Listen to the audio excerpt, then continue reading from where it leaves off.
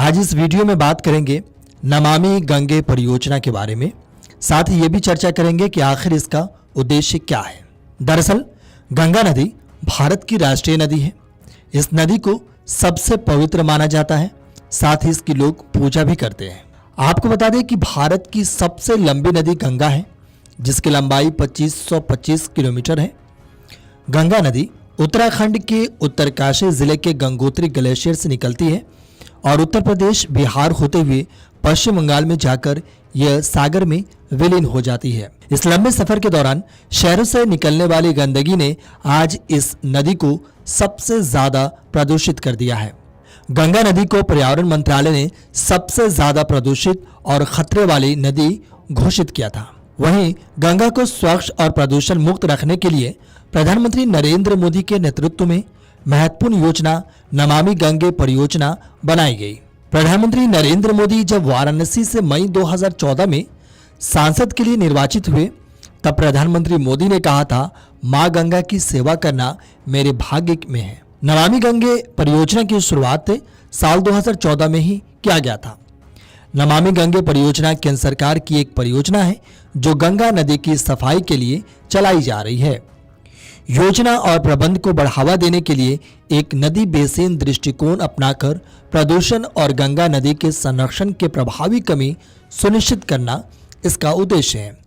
साथ ही पानी की गुणवत्ता और पर्यावरण की दृष्टि से टिकाऊ विकास सुनिश्चित करने के उद्देश्य से गंगा नदी में न्यूनतम पारिस्थितिक प्रवाह बनाए रखने के लिए यह योजना शुरू की गई। आपको बता दें कि केंद्र सरकार ने गंगा और उसकी सहायक नदियों को पुनर्जीवित करने के लिए जून 2014 से 31 मार्च 2021 तक की अवधि के लिए नमामि गंगे कार्यक्रम शुरू किया। बता दें कि केंद्र ने कार्यक्रम को 31 मार्च 2026 तक बढ़ा दिया है। नदी पुनर्जीवन कार्यक्रम का मुख्य उद्देश्य पर्यावरण, वन और जलवायु परिवर्तन मंत्रालय द्वारा अधिसूचित बाहरी स्नान के लिए प्राथमिक जल गुणवत्ता मानदंडों को पूरा करना है, न कि पीने के पानी की गुणवत्ता। दरअसल केंद्रीय प्रदूषण नियंत्रण बोर्ड नमामि गंगे के तहत संबंधित राज्य प्रदूषण नियंत्रण बोर्डों के माध्यम से 5 मुख्य स्टेज राज्यों में 97 स्थानों पर नदी की जल गुणवत्ता का आकलन कर रहा है। जनवरी से अक्टूबर 2022 तक सीपीसीबी के आंकड़ों के मुताबिक नदी की अवलोकित जल गुणवत्ता इंगित करती है कि घुलनशील ऑक्सीजन, जो नदी के स्वास्थ्य का संकेतक है, स्वीकार्य सीमा के भीतर पाया गया है।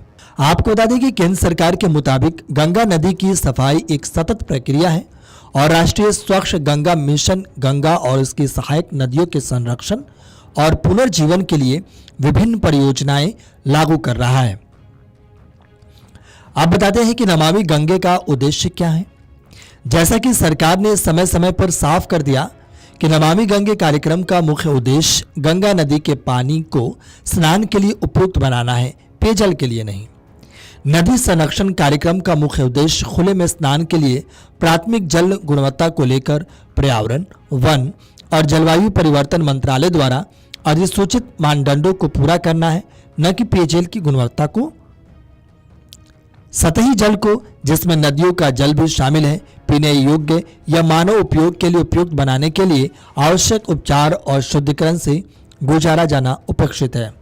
आपको बता दें कि इस परियोजना को लेकर समय समय पर सवाल उठते रहे हैं। विपक्ष के कई नेताओं का आरोप है कि हजारों करोड़ रुपए खर्च करने के बाद भी गंगा नदी का पानी पीने योग्य या नहाने योग्य नहीं होने के क्या कारण है। केंद्र सरकार का इस मामले में जवाब है कि नमामि गंगे कार्यक्रम के तहत केंद्रीय प्रदूषण नियंत्रण बोर्ड यानी सीपीसीबी संबंधित राज्य प्रदूषण नियंत्रण बोर्डों के जरिए 5 राज्यों में 97 स्थानों पर गंगा नदी के जल की गुणवत्ता का आकलन कर रहा है। Video desk amarujala.com। अगर आप ये वीडियो YouTube पर देख रहे हैं तो हमारे चैनल को सब्सक्राइब कर बेल आइकन दबाएं और Facebook पर देख रहे हैं तो हमारे पेज को लाइक करें। 8 मिलियन प्लस सब्सक्राइबर, आपके इस भरोसे के लिए बहुत धन्यवाद।